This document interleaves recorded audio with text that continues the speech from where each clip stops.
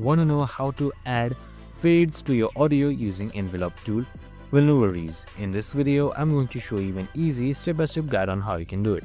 It's super simple and under a minute, so let's get straight to it. Now, first things first, simply open up your Audacity application.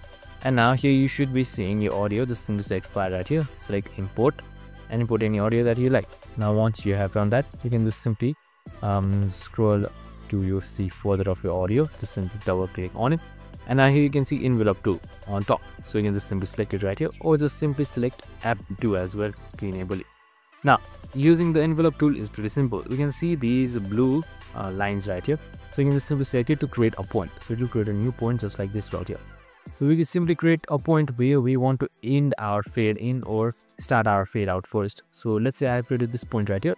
So this is where I want my fade out or fade in to start or end.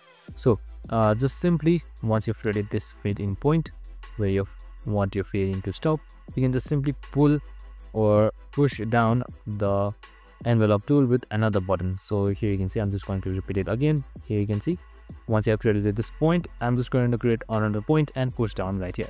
And that's it. Super simple and easy. You can do the same thing with another as well. So you can just simply create a point right here and then just simply drag it down. And that's it. This is how you use the fade in and fade out. Super simple. I hope this video helped. If it did, make sure to like, subscribe and tune in with us for more of these videos. See you in the next one.